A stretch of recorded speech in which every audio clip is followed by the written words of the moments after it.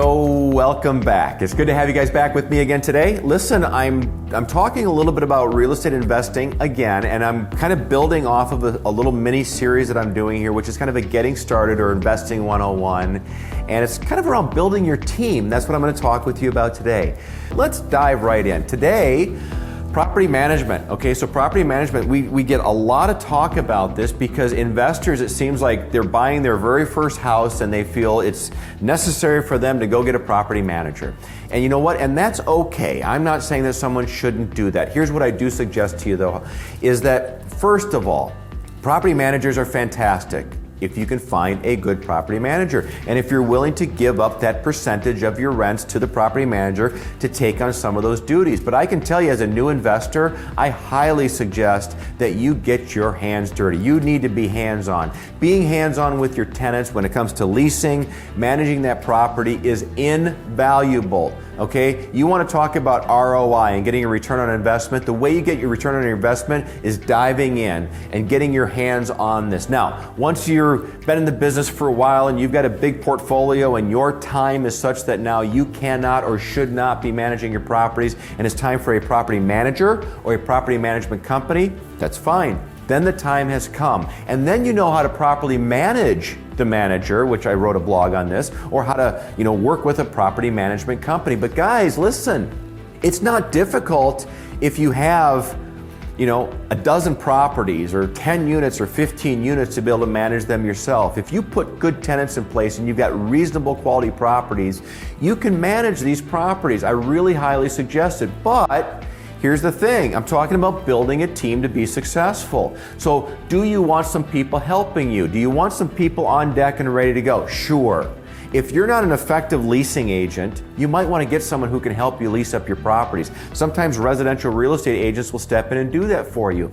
Maybe they can market it better than you can market it. Maybe they can get it on Facebook or Craigslist or apartments.com or any of the other places to make sure you're getting it out there to the right people, right? It's your job to make sure that you're filling it with the best income and you're managing your expenses to get the very best return. Now surround yourself with all the other people that need to handle this for you. When the time comes for a property management company, interview enough property managers and property management companies. A lot depends on your portfolio. What are your holdings? What kind of assets do you have, right?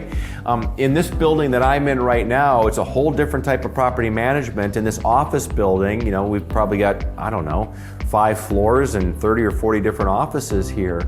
It's a lot different than if you're managing a fourplex or a duplex or, a half dozen single family homes. And there's property managers that fit for each of these types of assets. There are people that manage retail strip centers. That's all they do, right? That's all they do. They manage retail, or you manage office. Okay, so there's very specific managers for these things. Same with leasing agents. What I want you to do is I want you to understand that I want you to surround yourself as an investor with your very best people. 2 months of vacancy is very expensive. 3 months of vacancy, that's not good. So if you're an investor and you're not getting those units turned over quickly, filled quickly, you need to look at that because you're having a very big impact on your return on investment or the overall yield of your investment. So you want to make sure that you're getting this right. The same way the CPA and the tax attorney has a real bearing upon your taxable consequences, or the real estate broker figuring it out when it's time to sell or buy, where you're making your money, how you're measuring your risk, and all the rest of it. So property management, I want you to know it. I want you to study it. I want you to get the landlord-tenant handbook. I want you to understand every aspect of property management because that's the nuts and bolts of what we do as an investor.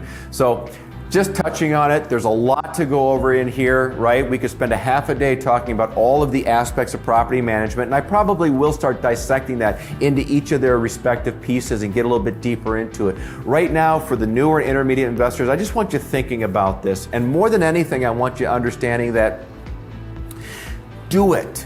Okay, you guys get out there and do it and be hands-on with it. Take a year or 2 years as you're building that portfolio, and don't think that you need to have somebody else doing this for you right out of the gate. You'll grow, you'll get there. So, hey, listen, subscribe to our channel if this is helpful to you. I hope some of these nuggets along the way can help your business. Check us out at resultscommercial.com, resultscommercial.com. That's our website. If I can do anything for you, drop me a note. You're welcome to do that anytime, or send me an email, whatever works best for you.